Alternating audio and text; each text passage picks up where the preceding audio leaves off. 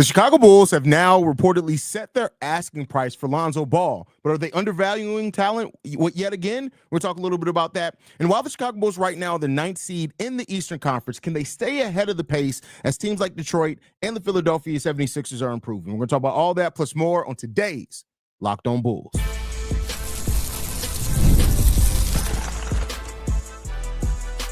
You are Locked On Bulls, your daily Chicago Bulls podcast. Part of the Locked On Podcast Network, your team every day. What's going on, Bulls fans? Welcome to another episode of Locked On Bulls, member of the Locked On Podcast Network, where it's your team every single day. I'm Hayes, host and creator of Chicago Bulls Central and Chicago Bears Central YouTube pages and podcasts. And today's episode is sponsored by Game Time. Download the Game Time app, create an account, and use code LOCKEDONNBA for $20 off your first purchase. With that said, y'all, let's go ahead and get into it for today. So the Bulls reportedly have now set their asking price for Lonzo Ball at 2 second-round picks. This one comes from Joe Cowley of the Chicago Sun-Times, in which he stated that the Bulls, they will be open to trading Lonzo Ball, and if they do, multiple second-round picks is basically the value that they hold for Lonzo Ball. And we've gone over before Lonzo's impact for this Bulls team. He has one of the highest point differentials of any Chicago Bulls player when he's on the court. He also has one of the highest, our turnover percentage goes down considerably when he's in there. Effective field goal percentage goes up. And so Lonzo has had an overall effective impact on the game. Hold on, y'all. But with that said, the Bulls having a asking price of 2 second-round picks, for Lonzo Ball with his injury history, he's an expiring contract, $20 million. So teams still got to match quite a bit of it. That's where the Bulls sit right now and asking themselves, is that value correct? Right. And I think it's a fair question to ask, right? Because let's say that the Bulls do re-sign Lonzo Ball and he has another healthy season. Does his value then go up, right? If he finishes this season strong, would a sign and trade still help to where you could still get some value? While the Bulls setting their asking price at only 2 second-round picks, it kind of sets up that Lonzo is an easy get for the Bulls, right? And I don't know, man. I'm of two minds with it, because in one case, I understand it, right? And I think that with Lonzo being an unrestricted free agent at the end of the season and having the opportunity to walk away to get to anywhere that he wants to get to, that there is some conversation that can be had there on getting anything back for Lonzo right now would be a good value, right? But then you have to ask yourself, and keep in mind, I had a video on this channel a few weeks ago at this point asking if the Bulls could keep Lonzo around for the long term, and especially considering how much he does help the younger players, how much he has had a positive impact on the Chicago Bulls, could it make some sense to keep him around as you have young players that are still developing? And Lonzo Ball has really been a kind of stabilizing factor off that bench for the Chicago Bulls. So, there's a lot of questions to go around for that. The Bulls are plus 13 when he's on the court. As far as a point differential, we score 7.7 points more per 100 possessions, a 3% better effective field goal shooting percentage. Our turnovers go down by 3%. Opposing teams are scoring 5 points worse per 100 possessions when he's on the court. Their effective field goal shooting percentage, like any way you cut it, analytics love Lonzo Ball. Now, for what it's worth as well, Lonzo shot the ball like crap, absolute crap. I think he's made 5 of his last 26 shots, something like that, if I'm not mistaken. So he's not shooting the ball overly well, but I think it says a lot about Lonzo and how he impacts the game in other places, with the fact that he still having a positive impact, even despite those bad shooting splits, even despite some turnover proneness at times from Lonzo Ball. And how much is that going to work out? Now, on the flip side, the negative side of it, Lonzo already almost missed the rest of this entire season, right?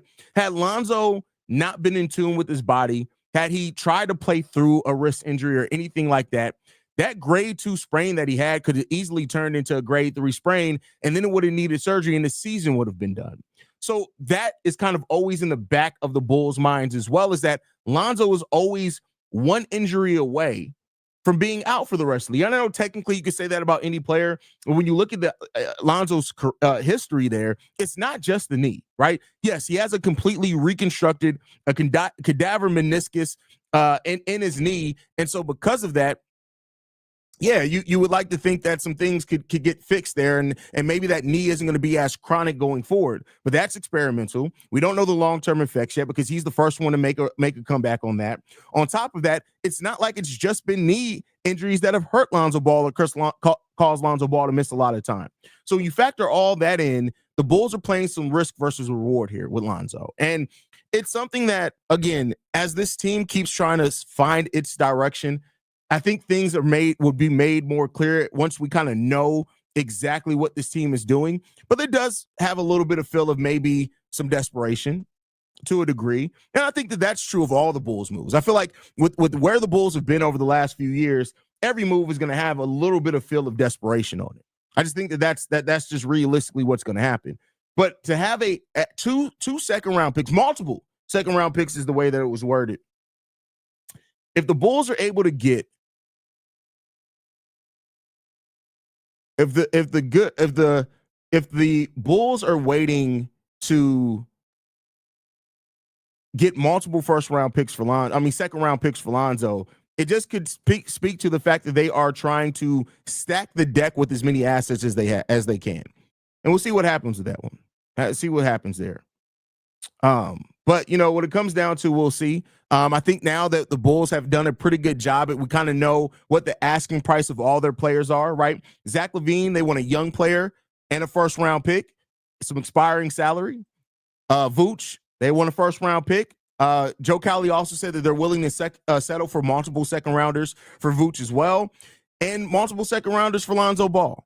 And so that's kind of what the tag is right now on all the Bulls assets, right?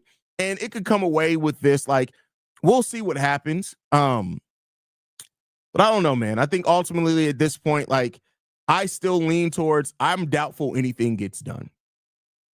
And maybe that's just huge pessimism on my part, but that's just where I sit right now. I don't see the Bulls getting like this huge set and string of deals done. Like for example, what they did in their first year here when they moved Chandler Hutchinson and Daniel Gafford, and they made a move for Vooch. They traded Wendell Carter in that move, right? They made a series of moves that all kind of coincided or culminated in them getting Nikola Vucevic here, resetting the deck, having a older roster, and going for a playoff. I don't know if we see that level of move from the Chicago Bulls to where they make a series of moves that then end with them being in a place where it all kind of makes sense. I just don't know if I see it. Now, could very well be wrong on that. I've been wrong before. I'm going to be wrong again. But I think that question there's some reason to ask that. Easy Cooks in the building. I love Zoe, but he is risky to keep. Say what you will, but Acme has hit more with second rounders than first. I'd rather take first, but the seconds are more realistic. Hey, I completely understand where you're coming, and you're right. Like, I mean, look at Ayo Dosunmu. Right now, if you're looking at Ayo Dosunmu, so let's just go over the Bulls picks, right? Kobe White, Ayo Dosunmu, Patrick Williams, Dalen Terry, Julian Phillips, Modest Bucilis. Out of those 6 players, and I guess it's unfair to put Kobe on there because he wasn't drafted by this front office. So let's take away Kobe. Out the 5 players that I just named, the best player out of that is a second-round pick in Ayo Dosunmu. He's the best player as of how he's performing on the court right now. Modest has the highest ceiling, but Ayo Dosunmu is the best player out of that bunch. Right per what we're getting right now on the court from them. And so, yeah, I mean, even when you look at he was part of the front office that drafted Nikola Jokic. Where was Jokic selected? In the second round. So I get it where people look at second round picks and they're like, well, dang, all we're getting is a second. But if you scout really well, especially with the next 2 drafts being really deep, there's a chance where you can maybe get some talent in the second round. I'm not saying that they're going to turn into Jokic or even turn into Ayo, but you can still get value. The days of looking at second round picks like you can't get value is just wrong. Now, are you likely to get value? That's a different conversation. But you can get value out of second round picks. And keep in mind as well, like second round picks also can be used as sweeteners in other deals. For example, let's say the Bulls want to get rid of the ball-headed menace in Javon Carter. Maybe attaching the second round pick can help get that done, right? And that's what you got to ask yourself. Let's see. We got Z in here. If they don't get what their asking price is and make no moves, AK is just lost in because this current roster and their love for overvaluing players, it's a wrap for this franchise now. I mean, you need some luck. And here's the thing. I get what you're saying, and I'm not saying that you're wrong in feeling that way, but there is something to be said that maybe if Modest Vucevic ends up hitting and he hits that potential, it really could change the direction of the Bulls as well. Now, that's a huge what if, but there is that question there. But we're going to continue talking about this team. I'll read some more of your guys' comments in regards to this whole thing with Bulls and their value. But first, we got to get some message from a couple of our sponsors right after this.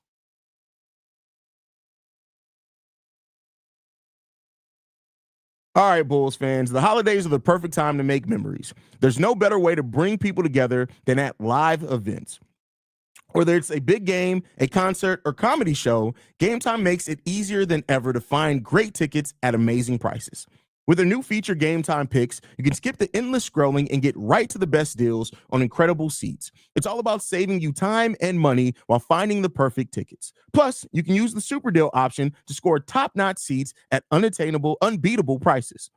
Game Time also gives you the features that make buying tickets stress-free, like all-in pricing, no surprise fees at checkout, and a panoramic seat view, so you know exactly what your view will look like before you buy. And with the lowest price guarantee, you always get the best deal, or Game Time will credit you 110% of the difference. Take the guesswork out of buying tickets with Game Time. Download the Game Time app, create an account, and use code LOCKEDONNBA for $20 off your first purchase. Terms apply. Again, that's code LOCKEDONNBA for $20 off. Download Game Time today. What time is it? It's game time. This episode is also brought to you guys by Rocket Money. Managing subscriptions can be a hassle. Do you know you might be paying for services you no longer use or even paying for some twice? That's where Rocket Money comes in, simplifying your finances and helping you stay in control.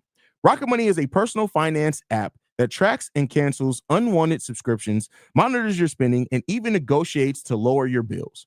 With everything in one place, you can finally get a clear picture of your finances and start reaching your goals. Over 5 million users have saved a combined $500 million, with some saving up to $740 a year using Rocket Money's premium features. One of the standout features is the subscription tracker. It identifies and cancels subscriptions so you don't want any more just with a few taps. Plus, their goals feature helps you set aside money for future effortlessly, taking the stress out of budgeting.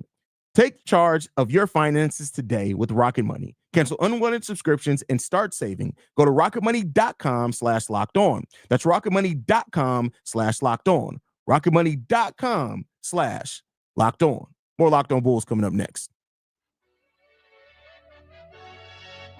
All right, Bulls fans, man. I want to get into some of your guys' comments in regards to this, and then we'll get into the next topic that we had planned here. But as we've shifted to making this a live show, your voices are just as important as anything else on the show. So let's go ahead and get into it. We got Ja in here. He says, if Lonzo will take a 3-year deal with a player option around $10 million per, I'd rather sign him to that. We could potentially get even more value from him later on that contract. Yeah, and I understand where you're coming from. Again, like I said, I had the episode where I asked if the Bulls should keep him around long term. I do think that that's a fair deal. I think on that episode, we kind of came up between $6 and $8.5 million, but $10 million is still the mid-level exception. The question that you have to ask yourself, though, is that with the Bulls, the most depth that we have is at guard, right? Is that the best allocation of assets? And I get it. I know some people are going to say, well, Lonzo's better than XYZ. Lonzo, I get it. But you still got to field a roster. And having so much depth at one position or two positions at the guard position can create a little bit of a logjam. And it's just something to think about in the back of the mind there. Considering AK got nothing in that Alex Caruso trade, I'll happily accept a second-round pick for Zoe. He did get Josh Giddey. That's not fair to say nothing. I really would love to see 30 minutes of Modest than being stuck in this rabbit hole. Yeah, I mean, listen, I understand. And that's what could end up happening if the Bulls do find trades for Zach, trades for Vooch, trades for Lonzo. Those three players combined are almost 80 minutes per game. So if you free up 80 minutes per game, that means that Patrick Williams is going to get more. Julian Phillips is going to get more. Modest Vucevic is going to get more. THT may get more, right? So it opens up more for your for your players to play. Maybe even Jalen Smith plays a little bit more. That's a lot of minutes to open up. And so we'll see what the shakedown happens there. We got Davin in the building, says if Lonzo is in a trade, they better look at real point guard to replace him. Facilitators are scarce on the Bulls. That Bucks game showed tragedy. Listen, we have solid passers all around. Kobe is solid when he pass. If you go and look at the open shots generated by Kobe, the reason why that's down is because we're not driving anymore. We don't actually run a half-court set. Josh Giddey can create that. Io's great at that in transition, and because we're playing with a higher pace. And then also we got point forwards here that we don't really use as a point forward either. So there's ways to kind of counteract that, but I get what you're saying there. I just think that the time of targeting true point guards anymore isn't necessarily where a lot of teams are going. I truly believe in a few years that Modest can be one of our main go-to ball handlers that then can create advantages at the rim and hit threes as well. Hey, that's the goal. That's the goal here. That's what you drafted him for, right? So, but to get back on track here, thank you guys all for all that thought on Lonzo Ball and his contract, because I appreciate you guys when it comes down to that. Wait. As a mate, hope nothing gets done. Would love for Lonzo to stay with us for the long haul. That should be focusing on trading Vooch for a pick and a young center with upside like Ware. You're not going to get that, though. You're not going to get everything you want in the trade. And here's the thing, though. If the Bulls are already looking to shop Lonzo, that probably means they're not bringing him back, right? I would think that kind of points in that direction. But again, we'll see. But I want to talk about this, right? And keep in with the comments. I'll get back into the comments before the end of the episode. Is that the Bulls sit right now at number 9 in the Eastern Conference, and they're tied with the Detroit Pistons. And lo and behold, the Philadelphia 76ers, who started off the season in a terrible spot, are now 7-3 in their last 10. They're 1 game behind the Chicago Bulls. They have the 4th easiest schedule in the league. Yes, it's a little bit harder than the Bulls, but they're a better team than the Bulls. They have the 4th easiest schedule in the league remaining, right? And they haven't lost back-to-back games since November 24th and November 27th. That's almost a full calendar month that they have not lost games back-to-back. The Philadelphia 76ers are coming. And they are starting to wake up from their beginning kind of slump at the beginning of the season. And if that happens, that is going to push. Now, the Detroit Pistons and the Chicago Bulls are probably going to battle over that 10th spot if the Philadelphia 76ers do continue to wake up and rise, right? Other teams that have been struggling, the Pacers have now won 5 in a row. The Atlanta Hawks have won 6 out of the last 10 games, right? And so, whereas the East started off, and some of those teams that we kind of expected to be higher than the Bulls started off their season kind of so-so, these teams are starting to play better, right? And I would say this, the Bulls have been playing better defense over the last few games as well. So you can point to some things that the Bulls are even improving on. And so can the Bulls stay ahead of the pack? That's another question that in moving on from any part of this roster or anything, that's something else that the front office has to ask themselves. Can you stay ahead? And that's a question that it's not as clear of an answer to, because of course, injuries can happen. Players can hit leaps. Kobe White can wake up out of his slump. What does the Bulls look like if he stops slumping and everybody else stays at the same level? What does that start looking like if that happens, right? And the 76ers were a team that people looked at as a legit contender in the Eastern Conference potentially if they were able to be healthy. Now, the question and answer to that in the early part is that they have not. They already lost Jerry McCain, who was a surprise for them, playing really well. Paul George has not been – like, Paul George got to stop podcasting. Listen, Paul George has dropped more episodes of podcasts than he's played in games. That's bad. But nonetheless, it's not a 76ers show. But teams are coming now for the Bulls. And while the Bulls do have the easiest schedule remaining and the second easiest schedule in the league remaining, the Bulls have not played with any type of consistency that we can even look at a easier schedule and say, all right, bet they're going to get it done. And that's the place where the Bulls got to start asking themselves. And in this evaluation that AK and Eversley are starting to do, they have to start asking themselves, all right, where are we really now? Now that teams are starting to find their footing, maybe starting to figure us a little bit, teams are getting healthy, teams are starting to really find their groove, and much less if any of these teams start making trades to solidify their roster. I heard a rumor I think earlier this morning that the Detroit Pistons are planning to be buyers at the trade deadline. And I tell you what, if the Pistons can be buyers at the trade deadline, watch out, right? And so that's the place also where the Bulls have to ask themselves. It's not just about where you are now. It's also about where do you see yourself being in this league as things to continue to progress. And that's the tougher question for the Bulls. That's the tougher question for this team. And so that's the one that they got to ask themselves. Can they do it? Right? Can they get it together? And, we'll see what happens there. I'm not I'm not saying that it's impossible, but I'm saying that there's enough things to look at in that's questioning here that we don't know what's going to happen with this team. And we'll see how that goes and how it continues to grow for this team and how it continues to develop overall. But let me know your guys' thoughts down below, right? Is that, do you see the teams like the Philadelphia 76ers improving, teams like the Detroit Pistons improving? And does it make you think like, well, the Bulls sit right now as the 9th seed. Do you think that they can legitimately stay in that playing area, or do they have a risk of getting bounced out? Let me know that down below. But with that said, we got to get into a message from another one of our sponsors, man. We're going to get into it on the other side of this.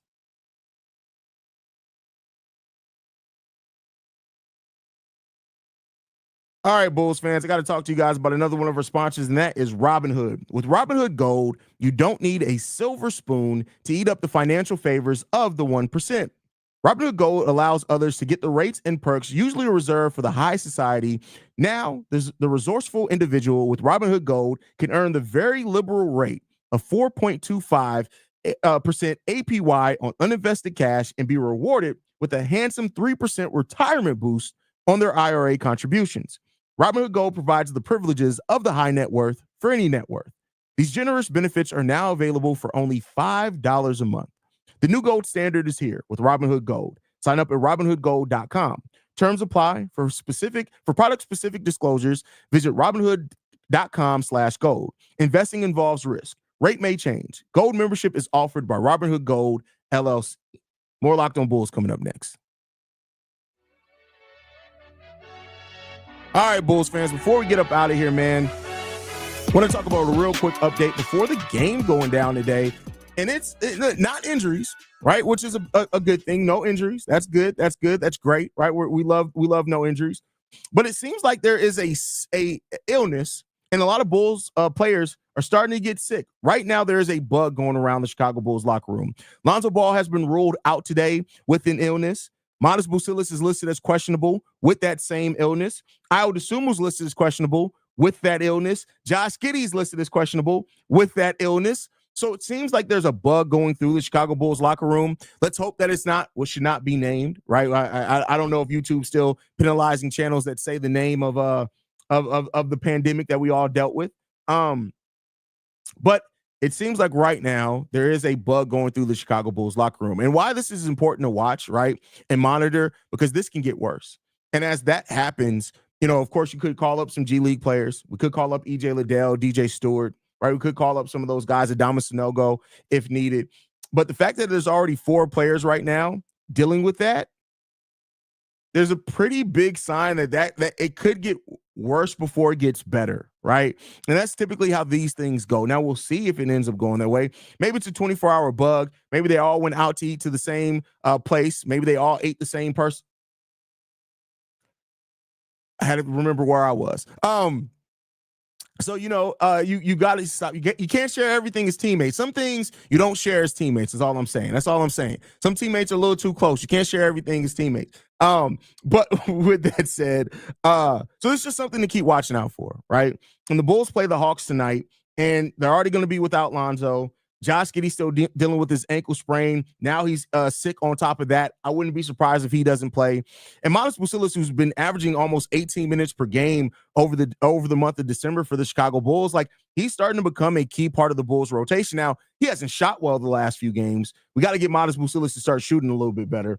But I think that all those things point towards, like, it's next man up, man. Next man up mentality, and the Bulls just got to figure it out. And if they can't, it is what it is, man. Maybe they took a play out the Suns book. Sharing is caring. Hey. That's crazy. Britt, definitely think the 76ers and Pistons are ahead of us in standing by the end of the season. And seeing, that's the thing. If they are ahead of us in the standing by the end of the season, the Bulls have a good chance of keeping that top 10 pick. We'll see. We will see. That's crazy. He said taking a page out the Suns book. That's wild. But yeah, ultimately, like, the Bulls, like, we'll see how much they can start stringing together some wins. They have a nice little stretch coming up here. We got Atlanta today. We got Milwaukee on Saturday. Then next week we got Charlotte, Washington, and New York, right? Charlotte and Washington games are very winnable games, right? Those are very winnable games. I don't say that the Bulls are favored in any games, but those are winnable games for the Chicago Bulls team. The New York game is going to be real interesting to watch. Then after that, it's San Antonio, Indiana, Washington, Sacramento, New Orleans. That takes us about the midpoint of the month. So the Bulls have some winnable games on the schedule between now and January 15th. The question is can they take advantage of it? That's one of the big questions here. If we drafted Dylan Harper and we had to keep Zoe, would Zoe be a good mentor for Dylan Harper? Yeah, I mean, Zoe's a good mentor for anyone because you don't have to play the same position to be a good mentor for somebody, right? I think Zoe's understanding of the game, his passing, the way that he attacks, those are all things that can very well mentor just about anybody. But I do think he can be a good mentor for Dylan Harper. But that's my time for today, guys. We'll be back live tonight after the game, so make sure you guys stay in tune with us for that. You can follow me at Locked On Bulls. You can follow me personally at CEO Hayes. Locked On Bulls is free and available on every podcasting app and platform of your choice, as well as YouTube, the Odyssey app, and Amazon Fire TV. Love you guys. Go Bulls. See red. I'll see you guys tonight. Peace.